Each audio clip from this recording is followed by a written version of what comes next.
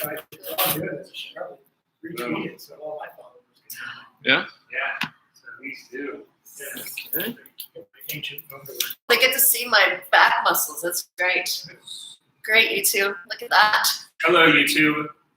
It's a good Well, view. YouTube, I don't have the presence on YouTube. The tweakers. Yeah. The tweakers platform. Tweeters. That's the word for it, right? Yeah, tweeters. We tweet. YouTuber. You're a tweeter. Yeah. Okay. If you see me with desk go panicking trying to land airplanes, try to like pause for a little bit so I can restart. Because after 20 minutes it stops. Yes. So we'll see. He'll make like a hey, Got it. pause and then he'll hit It's like for like 10 seconds. Keep it. Yeah, and I could see it from Everything is on. All right. Now it's good too. Perfect. So we're ready? 5, 4, 3, 2, 1. I know that's what I'm used to, right? Geoff and Kira live. back. We're back. What was this, episode 35? Episode 36. Oh, shoot. Now. I always get it wrong. I mean, I can't wait till it's like episode 412 and it's like episode 415. And we'll still be figuring out what episode it is. It's I like can never joys remember. of TV radio. No masks today, huh? No, we should all have our masks on. Where's your mask? I mean, We have a special guest with us today, guys. very, very special. Yes, we're super excited to have him in town and that he's Mark Schneider, how are you? Oh, not that I care. Put the filters on, you know, like do black and white. Do the different social media Right, filters. yeah. You know, You got a little heart freckle? Yes. Fox ears. My 7-year-old would love it. Right? She'd be like, Yeah. I saw it. I watched your show. And you know, speaking of the social media world and everything, it is amazing how, I mean, I met you through social media, just through Twitter and through, it's amazing how it's connecting people. You know, it absolutely is. It's crazy. I went to New York at the beginning of the year, and I just go through your podcast. I sent a tweet out, and my itinerary was full of people that I met on Twitter. Then I got, I had a guy coming from Connecticut. We had like a 4-hour lunch. I ended up having Adam Townsend. He's a big tech guy. I had coffee with him. So it's just crazy getting to meet all these people. And then I happened to come out here, and my cousin's watching this live with us. And for his birthday, I was like, hey, I'm going to be down in Orange County. Why don't I just take you to drive up there? And it gives an opportunity. I can meet you too, and just be a lot of fun. So it's just a great way to kind of share our experience, and make my trip even more impact. Yeah, very colorful. You get to be on our show. It's great how it works out in that way. And so welcome to, have you been to Los Angeles before? You're from? I'm from Oregon, LA, to go to some training out in Oxnard for a couple of weeks, and then it's not a lot of experience in LA. Never driven here. This is the first time. So, Yeah. What did it say? Today's Saturday. It's not too bad. It's Sunday. Yeah, today's Saturday. So Yeah. it's not too bad. I mean, it's not as bad as DC, but worse than where I live. So DC's the roundabouts. You're just stuck in the roundabout. You're like, where the hell am I? Get me out of this. New Jersey's are even worse. Oh, really? They got like the eight wide roundabouts. No, thank you. I mean, and traffic can just be so crazy in LA. I mean, I have a friend in Long Beach, and if you try to drive to Long Beach from here on a Friday afternoon, it's like driving to Europe. Like, it literally is. This is Abraham Lincoln, and Los Angeles trying to compete with New York with Fleet Week, so they're trying to call it Navy Week, and so we pulled in. So we did a big gala on the ship, well, everyone on board. And hey, this is my cousin Rob Schneider. 4 days after we leave, I'm down to the plant operating one of the reactors, and the guys are going, they're talking about the celebrities on board. And they're all bragging about how Rob Schneider, the actor, is on board the ship. And I was like, well, actually, at one point, there were 2 Rob Schneiders on board because his dad, who's also Rob, So they came away from the tour as well. So it's like blew their minds. Like they're like, oh, but keep your story. Right? That's the first Sounds thing like- I thought of. Was Rob Schneider, the water boy, you can do it. Yeah. You can do it. Yeah. But wow, that's great. So you're a nuclear futurist. Yeah, it's a self-proclaimed title. Yeah. where they live, paycheck to paycheck style. I've always in my mind lived 20 to 40 years in the future. So all my actions now, how their industry, I'm going, we're doing actions now that when they come online in 10, 15 years, they're going to have impacts that are 50, 60, 70, 100, even 1,000 years into the future. Yeah. And so that's where I can see that just because of what I understand of how the nuclear industry works and what we're working on. I mean, you're looking at reactors now, they just licensed today, Peach Bottom, one of the Exelon plants, was just got an extension after 80 years. No one, they built that plant, there was a 40-year license. No one thought it was going to be double that for a power plant that was built back in the 1960s. Right. So, and then we're going to bring new reactors online as well. So it's kind of interesting thinking and seeing all that ahead and seeing that develop like that. And it's now, it is it's a green form of energy, right? A lot of people, I think, are uninformed or misinformed about the whole nuclear energy and how it works. Yeah. Can you explain it? So nuclear energy, it produces the least amount of carbon dioxide of all energy forms. And when you hear a lot of people talk about wind and solar, they don't talk about the construction costs. Yeah. And nuclear has a relatively big construction footprint, but actually for the same amount of power output, it uses about 1/5 of the concrete that, say, solar uses, which is the big carbon emission for building a solar plant. And that's the biggest carbon footprint of a nuclear plant is the concrete and steel, same thing. Right. Any non-combustion, so meaning burning of fossil fuel. So nuclear produces no CO2 in the process. It's literally a destruction of matter, right? This is the Einstein, literally I use Einstein, E equals mc squared, right? So the E, right, is mass times the speed of light accelerated. So I'm literally destroying matter to make energy. And in this case, it's you have a big heavy element like uranium, a neutron hits it, it splits, there's a small amount of mass loss, a lot of heat generated. I mean, someone just sent me a little infographic that shows the energy density on like a 8.5 by 11 sheet of paper. It's got wind, it's got solar, it's like these little tiny black bars. Yeah. And it's got nuclear. And they've taped like those old real style papers. They've taped like 6 of those together because it's like a stack of paper like this. It says, log scale is for quitters. That's great. And do because the thing a lot of people and probably viewers, think naturally with nuclear, it's natural for people to worry about. Generational. It's almost like a generational thing where the baby boomers grew up hiding under desks and getting ready for a nuclear attack, and that's now we're entering a new generation that doesn't have that same view of nuclear that our parents and grandparents did. So it's now changing, how do we take nuclear and the negative connotations of it, the warheads and all of that, and generations from now, do the solar and wind get us incrementally to where we need to be when it comes to climate change? I do believe solar and wind have an application. If you go on my Twitter account, I'm like the biggest anti-solar wind guy. That's because it's Twitter and everyone's like a caricature of themselves. Right. And so a lot of people don't realize that. But I'm not, if you have a conversation, it's completely different. But if I'm on Twitter, like, wind and solar stuff. Now, I mean, from a standpoint of, there is a problem that a lot of people understand with wind and solar. Wind has about a wind has about a 20 to 40% capacity factor, meaning that it only operates, if you have a 100 megawatt unit, its average can be somewhere between 20 and 40 megawatts a year for each day, right? And then solar is about 10 to 20%. So you have to have a backup to that. And so the best backup for wind and solar is a fossil plant. So I was, we were driving, and my cousin was showing me the big oil plant that's down in Southern California. It's literally taking the oil that's pumping off the off the coast. And it's, wind and solar reducing the amount of carbon emissions that's emitting.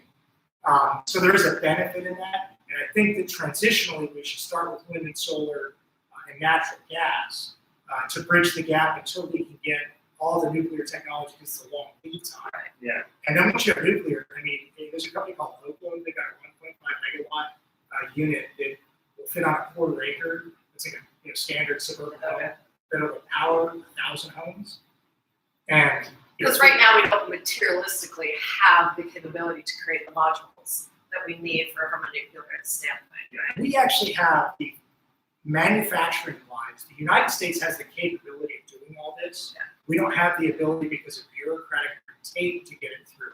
Got it. So all the principles that are associated with new technology, we're just modernizing it to make sure that we don't have the issues from those test reactors, like the molten sodium reactor out in San Susanna, which is right out here. I think it was 1959 melted down. It was light one. That's light one. That was a metal cooled reactor. Wow. So there were actually several in our test generation 1 phase, right? Back when you don't know what you're doing, right? And we melted down. We melted down several reactors through overpower events, which is like what Chernobyl had. Generation 2 was Chernobyl. Right? Chernobyl's generation 2. So there's 2 ways to melt a reactor. There's overpower, where you get too much energy at once, and then there's a lack of cooling. Chernobyl was too much power. Fukushima was lack of cooling capability. And then 3 Mile, I'm from Pennsylvania, so Okay. of course, Westinghouse and you've got the 3 Mile Island and all that, those kind of disasters. And that was a lack of cooling with operator, with a Malfunction. gross misunderstanding by operators, living with deficiencies. And I mean, to give you an idea, at the time, I actually worked with guys that Do any generational experiments or anything. because I think We've moved past all that. I'll poke a little bit here. But he said at the time, the license class to operate the reactor was 2 months, and they extended it to 3. It's now almost 2 years to get a license, right? So what we've done is, the nuclear industry has taken these designs designed before computers, right, using slide rules with calculators, and they, are using computers now with new technologies to upgrade them. So there's. So what do we do with all these archaic nuclear reactors then that are sitting around, that are just chilling there, that we need to either update or put some kind of infrastructure around? So they are doing a lot of updating. So it's literally something out of the Simpsons episode. But they're going to flat panel, screen, console systems, computers, aspect of how to operate it. But the principle of a reactor, going back to the very first ones, the Chicago pile, the 1930s, going up to today is the same thing. As I have, an atom split and all that piping. We're still going to use piping and equipment. That's not going to really change. So there's not a whole lot of technological upgrades, but there are some. But the old ones, they'll last basically forever. I mean, it's a big chunk of steel. It's this thing. And it's all about decarbonizing, Yes. right? And in a faster way than what solar could do. Because right now fossil fuels and coal is our massive, reason, and it's obviously pumping out all this carbon. And as a consumer, everyone's trying to do their part. And I think climate change is such a big topic. You're like, how do you, as one person, can make a difference? It's like, do I stop eating red meat? And do I? There's all these little things. And that's where the nuclear discussion comes in, where it's like, if we want to make a bigger impact faster, does nuclear make more sense in terms of hey, everyone stop eating red meat so there's less carbon, and that type of thing. So what's your point of view in terms of the impact from a consumer standpoint, and as it pertains to nuclear and what they're doing recently? Yeah, so as far as, see if I can answer in a way that kind of goes back in. I would say primarily a support of nuclear energy. California actually has a bill that's been proposed to classify nuclear as a renewable energy. Really? So that was being proposed by one of yours representatives, delegates. Each state has their name. Yeah. It's being proposed into the California legislative branch to propose to have nuclear classified as renewable energy, which would open up the door for sun and hydro and all of it. 25% of your energy footprint. Wow. Diablo Canyon, the one operating nuclear power station, has 2 reactors. It's 9% of your power output for the entire state, with $100 billion. And I'm just thinking about viewers who I know that people are thinking but I'm worried about meltdown. Obviously, over the last year since I've been with you, and eats the waste off the machines and reuse it for. So you brought up there's the 3 issues: the waste buckets and meltdown. Yeah. I like simple. Yeah. Right. Yeah. And and it's funny because they're all kind of tied together. Yes. But the big thing is the waste, right? What is the waste? So the current reactors generate a lot of waste. We only use less than 1% of the energy out of the raw uranium. It's just the type of fuel that the type of reactors we use can only use a specific grade of uranium. Right? The new generation reactors, like the Oklo design, anything from the TerraPower design, that's Bill Gates' company, would actually be able to use nuclear waste as fuel. And we know we can do this. And we're doing it on planet Earth right now. There's a reactor in Russia called the BN800. Her first fuel loadout was nuclear weapons. 6 months after it went online in 2016, that weapons material is no longer capable of being a bomb ever again. It's been annihilated, destroyed when it was gone. And then they just shut it down at the beginning of this year and brought it back online. And when they refueled it, put new fuel in it, it was waste from one of their old light water reactors. So we are doing this on planet Earth right now, and the Russians are leading the charge. And if you think about it, we have 96 operating reactors, 200 construction that are of this same, of the old design that produces that large quantity of waste. And then we have several 40 reactors that are shut down. Like 72 sites that have nuclear waste in it. The U.S., if we switch all nuclear and we're to use that waste, we have about 5,000 years of waste sitting in sites. That doesn't include our weapons, it doesn't include weapons waste, and it doesn't include depleted uranium from the enrichment process. If you add all that. Right now, because it's the bureaucracies get involved in red tape, I'm like, oh, nuclear, it's kind of a, there's obviously countries that are taking advantage of it. Sweden and, France, they're obviously trying to build their decarbonize and utilize, what nuclear offers. When it comes to everyone's mind, like frame of mind around nuclear, to get a little bit out of the, oh my God, there's meltdowns type of thing. So it's a change in rhetoric and a change of like how we communicate what nuclear is. Yeah, and that's really my big role in this is, I take, what my experiences of operating nuclear reactors, right, because I've spent over 20 years operating. Call me an engineer or scientist. I'm an operator. I'm the guy and be able to translate that, it's a really blue collar job, and be able to understand. Yeah. So that the average person can then say, hey, yes, I understand that there were meltdowns, but that was the old technology before computers. Mm-hmm.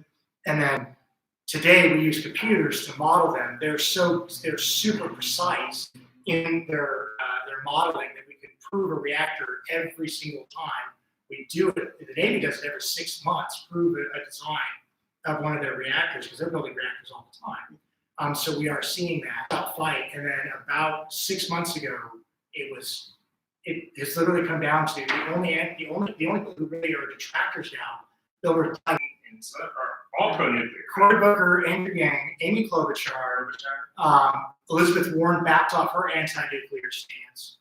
Biden has a pro-nuclear stance.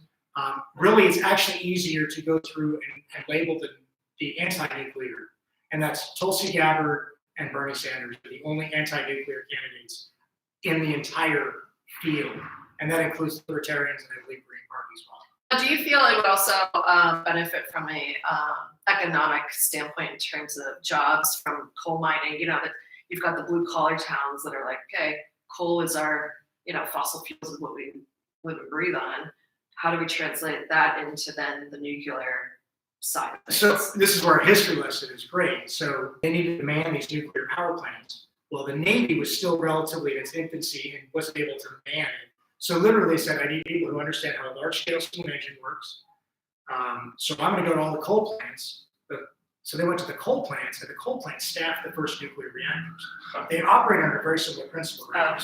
Once you have steam, you're turning a turbine, which makes your electricity. It's how you create that steam, which is what is different between nuclear and coal, whether I'm burning a fossil fuel, whether I'm using like in some of these the solar plants and concentrating my solar into a salt that then is circulated through. You're still generating steam to turn. They're just more regulated. So they're actually required, but they actually have someone coming in there who actually basically effectively lives on the site. They're 2 resident engineers from the NRC that are there. They're saying, hey, you're missing this mark, you're missing this mark, you're missing this mark, or, by the way, I'm writing this up, you're going to get fined. Stationed at a coal plant. Whereas the NRC has 2 people assigned every nuclear power station to observe their operations. Is that do you feel that's defense in terms of like making sure that it couldn't be compromised, or and coal mining accident, yes, Yeah. but is it going to affect hundreds of thousands of people? You know? Yeah. So the purpose of it is regular, also a liaison to the federal government in the event of an accident. So every nuclear power station has a technical center where all the senior management would be there to direct the large scale actions in the event of a major accident or even a hurricane. Right. They'll man this up, and off of that room is an office dedicated for the NRC, so that they could then communicate with the NRR, the nuclear regulatory regulator, something like that. Its title's NRR out of Maryland, and he's the head guy overseeing the entire commercial nuclear fleet. And so they would be able to communicate with that person. They're the eyes and ears for them out in the field. You bring up a good point when it comes to, within climate change, we're seeing all of these natural disasters starting to increase, right? There's a lot more Category 5 hurricanes, or just seeing forest fires, all of that. And in those cases, you then have to close the plant, right? And everything has to kind of like, okay, how does that work? How does that work in terms of like natural disasters? Concern of earthquakes.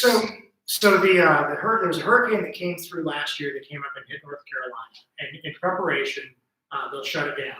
The reactors at Fukushima, by the way, it's at Fukushima Daiichi. There were 10 reactors in the Fukushima prefecture, and you've only heard about the accident at Fukushima Daiichi. Fukushima Daiichi had 4 units and had no issues. They were able to. I mean, they're still shut down since that because the Japanese government decided to shut it down.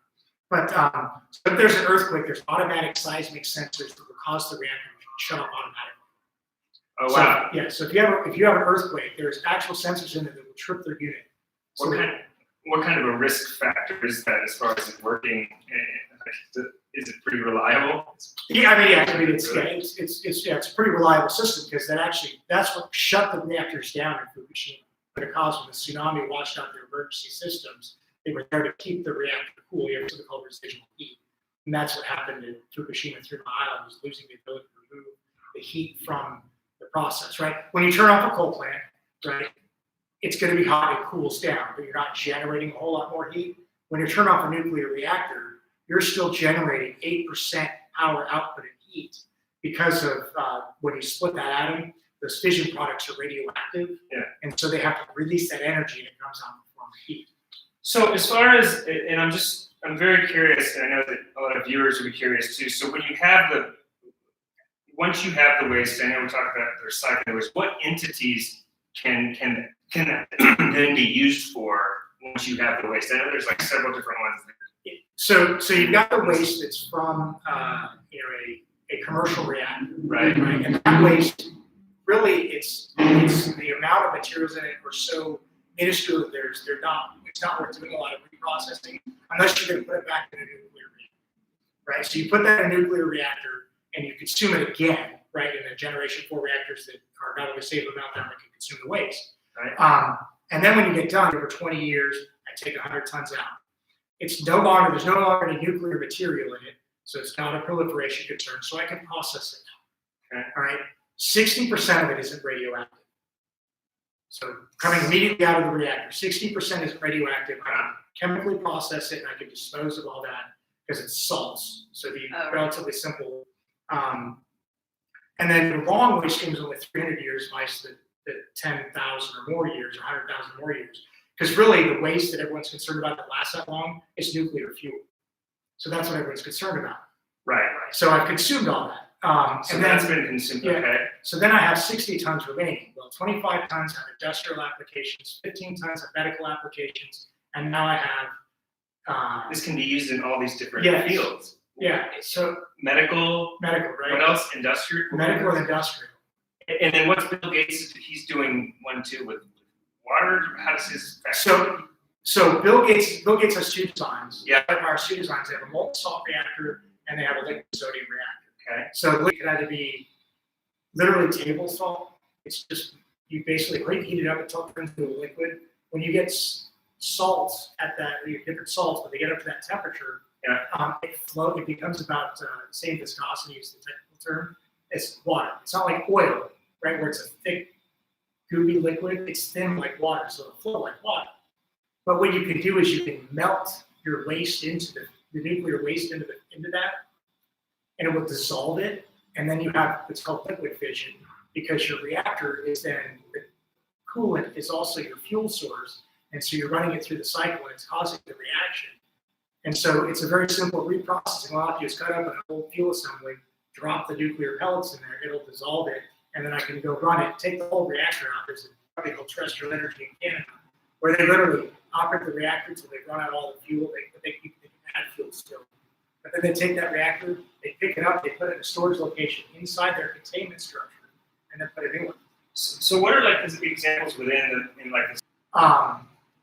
Or like barium treatments, things like that. So basically, if you want to create a large gamma radiation source, reactor to do that.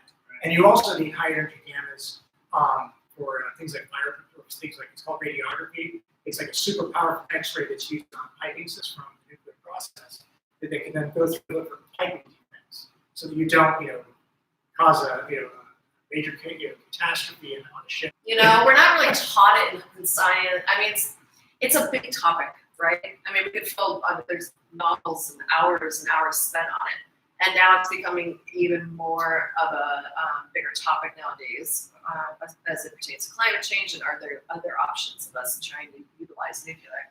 So the biggest hurdle I see is the education to like the everyday person. Making it really simple.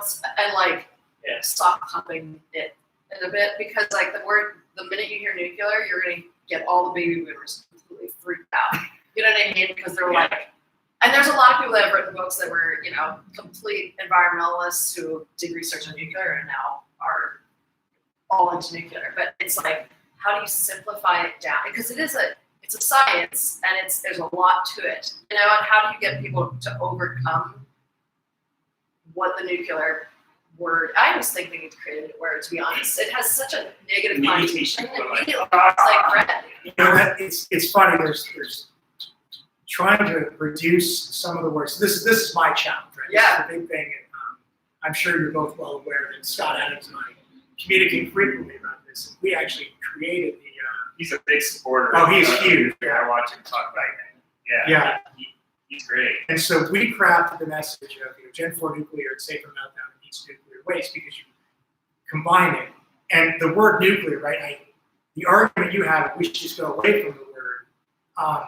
And I'm going to counter that by saying there were the same fears of the word atomic in the 1950s, right? And so, because in the 1950s, they were called atomic reactors, they were atomic weapons, atomic.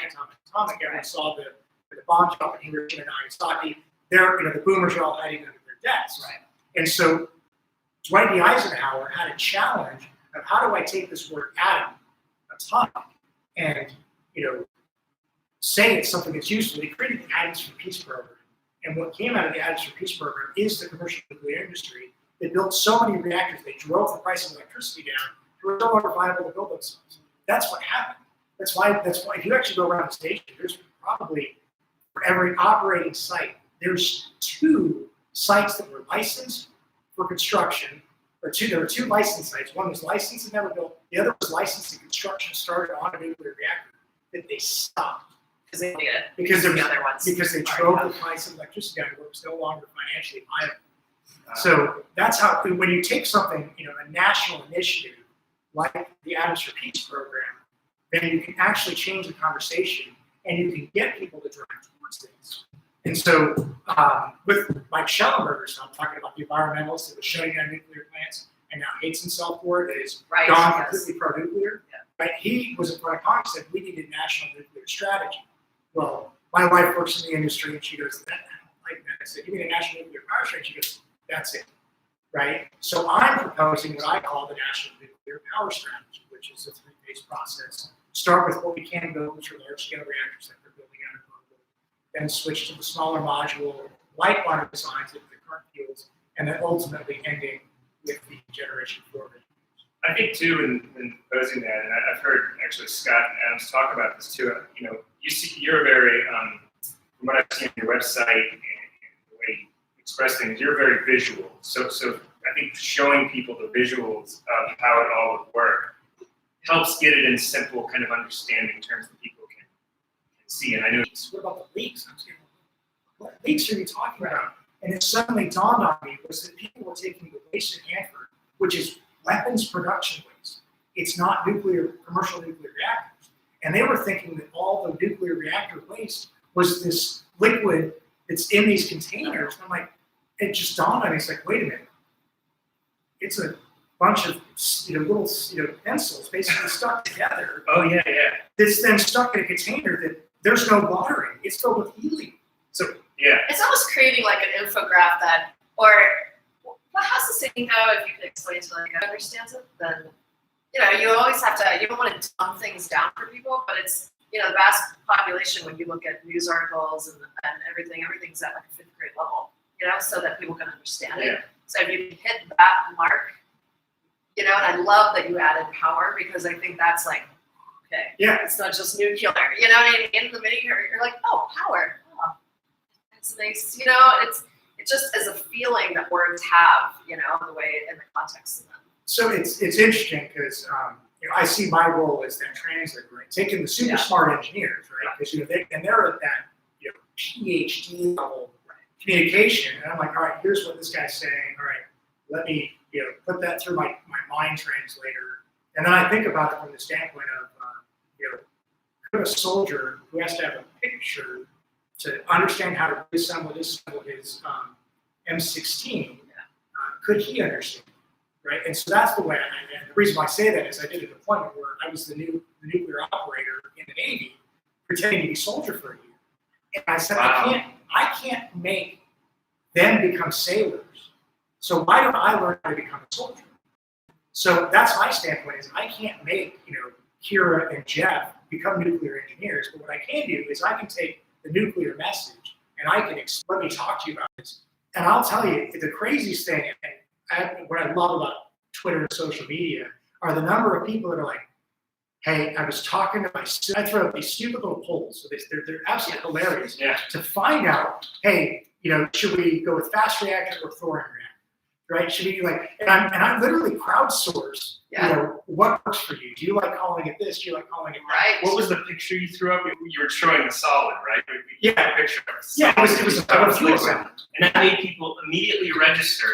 Yeah. That's what you have to do. If you're changing the language around something that has always, notoriously, since the beginning, has had some negative connotations around it, your job is a linguist and trying to figure out a completely new language. And it was amazing. So I did that exact same thing. I printed off a picture of actual spent fuel in a cask with the fuel cells when I went to speak with the Speaker of the House of Delegates of West Virginia. Coal-loving West Virginia, right? And I go here, I was asked to, present, how nuclear could help West Virginia, and I said because waste, they have delegates. I threw a picture of that. He looked at it, set it aside because it was like we didn't talk about it anymore. Like it was just all right. We're good. Wow. It's amazing how that is, where you have to literally. And I applaud your efforts in trying to take MIT. Doctorate type of technology, or terminology, and turning into alphabet ABCs. Easy to do. So and the biggest, I guess, my question, with the time allotted, I'd be interested to hear, where do we go from here? Is it about getting more funding in nuclear? Is it about going to Congress or is it about education first of the communities and then having them push it? I'll attach mine onto her, which is why aren't people? Is our our president? You don't hear him talk about it a lot. What's his opinion on it? Rick Perry, I think, was doing. So Rick Perry and his Andrew Lett, his successor, are very pro-nuclear. So and they were very vocal about it. And engineer. So he understands nuclear. Now he takes the clean energy standpoint, and he doesn't want to, I think, pick a winner.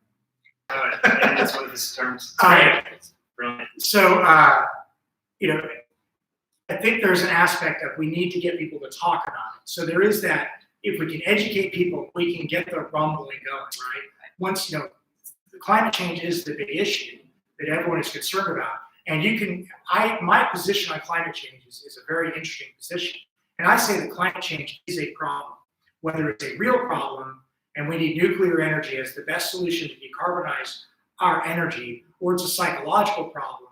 And the best way to prevent the destruction of our economy through going to these untenable large-scale wind and solar projects would be to use nuclear energy. I don't care whether you believe it's true or not. Nuclear solves for both. So that's the stance. Getting the education up there, people will talk about Congress. There is a lot of legislation, pro-nuclear legislation, that is going through Congress right now with co-sponsors of Lisa Murkowski of Alaska, Republican, Amy Klobuchar, Democrat, Lamar Alexander, Republican, Cory Booker, Democrat. So there is a bipartisan group that's supporting it. And so when I talk nuclear, it almost becomes an up versus down or a discussion as opposed to left versus right. Because the hardcore renewable folk in the middle that say, hey, I want the most energy efficient, best form of energy that does the least amount of environmental impact of all. And that doesn't matter if you're Republican, Democrat, Libertarian, Green Party. If that's what you want, and I think that's 90% of the nation, they could get there. Wow. Well, this has all been very informative, and I think especially for viewers to hear this and kind of educating me and her even more than what we already knew. And just, I feel like a couple of the things in general, what's your opinion on shift gears like this? Everybody's talking about the coronavirus right now. What's your thought on that? Well, it's interesting because as he was speaking, it reminded me of the parallel to coronavirus, where it's like, it doesn't matter if it's real or not.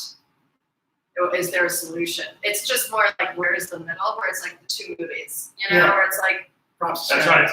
Right. We've done a podcast on two movies. Yeah. Because it's obviously here. So my take on it is, I joked that when I was coming out here, and I'm traveling most of March, I said, I'm not afraid of Mexican light beer.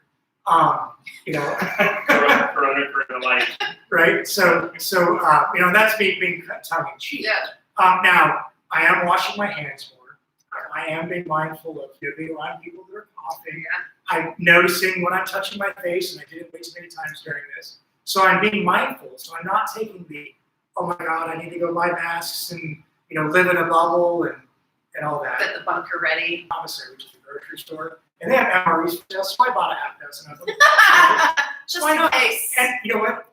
They're all gone. My kids thought it was really fun because you get the little hot sauce packet, the hot sauce thing, and you have these little chemical heaters. Right. They thought it was a lot of fun to, You're like, no, this is for the zombie. Yeah, this is for the zombie apocalypse, and you're eating the zombie apocalypse. But I remember sitting there going, I had a bunch of rice and beans. I'm like, am I really this ridiculous? And I put it back. Like, I take this weird thing where it's like, I don't want to be caught off guard, so I'm going to keep sufficient amounts of toilet paper, and I'm not going to fight people over toilet paper. Those videos have been going people. No, I haven't seen them. We're fighting. Oh, you gotta see them. It's like Black Friday all over again. Yeah. Toilet paper, not TVs. It's like, Truly. to put the Gen X perspective on it, it's like the Elmo doll of the 90s. Oh, yeah. Genius. And Teenage Mutant Ninja Turtle figures. Yes. We used to fight to get Elmo April was part of amazing. Yeah, Elmo. They were like $50, and then people were selling them on eBay for like 10 grand, and now they're back to being like $50. So I'm you're gonna just really like, blow your mind and say it was before eBay existed. was it? Wow. Or it might have been It was like right because there. people were selling them on the radio. Wait, they were selling it on the radio. Yeah, they would call Imagine in. that. They would call in and buy ads and do it on the radio. Yeah. I think eBay was in its infancy, but not a lot. Not like right there. But there were ads and newspapers for it. Really dating myself here as a Gen X. No, that's all right. You're allowed to be a Gen X. We wouldn't want to hold it against you. I mean, my opinion on no, totally. But in my opinion on coronavirus is, attached to what you said is that it's really hard to tell. That there's definitely two movies, like Sam says, and one of the movies. I mean, people are concerned, obviously, but it's not at these levels where they're going to stop food and they're going to do that and get masks. I mean, people are making jokes. There's a lot of jokes going around about one guy said something about it's putting him through Purell. or something like, this coronavirus is putting me through That's the Purell. best about that. And I see that, and one guy said this is the time when we need to be going into an escape room and then not trying to get out. And so, but then you see people that are really, really serious, and so I see these two reactions to it, and I think both are legit. And it's not that the people aren't concerned; their level of concern is just not at the I'm scared level that the other group is. There's a difference. So, and I know that there's data and statistics out there, but I also looked at 10 years ago, or even 12 years ago, was when the swine flu outbreak, and the worst thing that we got out of it was Angry Birds. I mean, that's why they picked the pigs. And they made a shit ton of money off of it, so. Yeah. Right? And so I have to go, if the swine flu is living in social media to the same degree we are now, would swine flu have been the coronavirus of fears, right? And so that's the perspective I take early 2000s. And I remember, making jokes about it. I'm a young sailor, and someone, starts coughing, and we all called it sarthrax because we all had our anthrax shots, right? So we made jokes about it, like someone who was coughing. We're on a submarine and still contained, Right. right? We're not getting Yeah. and everyone thinks you got whatever blood. Right. Why are they coughing? We're joking. They have SARS, right? But no one's really. We weren't, no one was super concerned about it. And so I have to ask myself, are we experiencing the same thing? Now, there's much data that says the coronavirus is worse than those. Right. Specifically nuclear construction. Everyone wants to say, well, this one variable. Let's look at all the variables. And so you're doing a multivariate analysis, right? A single variable analysis is hard enough for most people. If you add in 3, it's nearly impossible. I know, the head's exploded. And now we're at 7.2 billion human beings, which each one of them is a variable in coronavirus. We don't know. Well, and I think that's the problem. I mean, we talked about before the podcast, or before the show, that we don't know. And because of the lack of information, becomes a plethora of just vomiting up information. Whether it's like real or not, you don't know if these statistics that are coming out are right. China's saying something different than what the World Health Organization is saying, type of thing, and at this point, there's so many conspiracy theories as it pertains to it that it causes mass hysteria, And the variables become so many that literally everybody can't process everything that's happening with coronavirus, and so we just defer to whatever. In that location, they were measuring that in China before it got bigger, and obviously the risk factor in China was higher at first because people were close together. So there's all these different things playing into what the stats are that is easily there. It's easy to get misinformation and data that isn't quite what it really should be, and then people make judgments on it. So you wonder. It goes back to what you said a second ago, which is how much is social media creating things that aren't there? Like, it's obviously very serious, but how much is it creating things that aren't there that's freaking us out? Yeah, that's such a great point. Yeah, well, and I'll use kind of an example, right? We'll talk about, today someone will probably fall off a wind turbine and die doing maintenance on it. Yeah. Right? It happens basically every day because the amount of wind turbines around the planet. In Fukushima, we destroyed 4 of the 6 reactors, and not one person died. But you never hear about that. But you never hear about You it. never hear about it. Right. See that? So how do you get around the communication of things like that? Do you know what I mean? As it pertains to any topic, and as it pertains to nuclear, it's like you never hear about that. Those 6. Wow.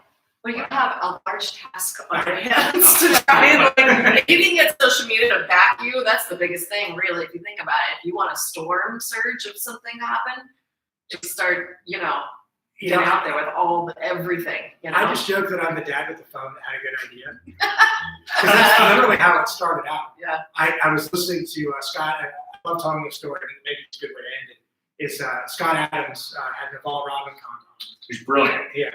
And it was, and I think the periscope was the periscope that will change your world, or something like that. Wow. Right? Yeah. And so literally, I listened to it, and we have a room in our house called the game room. It's a little kind of living room area where my kids hang out.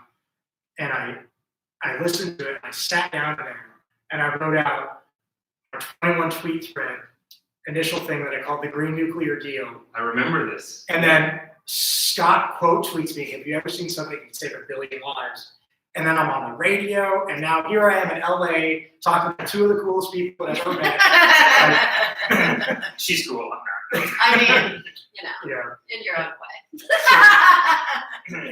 But I think about, I'm just a guy that, like, I was ready, I was super happy with what I was doing, I had a trajectory, I was going down, and all of a sudden, now I'm, doing this, and it's so much fun, it's exciting, it's new, I'm learning things. I mean, I was in the Speaker of the House of Delegates of West Virginia, which is like unbelievable that they open the doors. They just I have the personal cell phone numbers of at least a dozen senators running in my phone. Yeah. Like, who am I? I'm just a guy who. Here at Geoff and Kira Live, we're the future, and the future is Kira Live. Mark Schneider. This is amazing. It's awesome. Thanks so much. Thank you so much. Take care. Bye, everybody. Bye, guys. Thanks. Appreciate it. Very nice, very nice. Fantastic.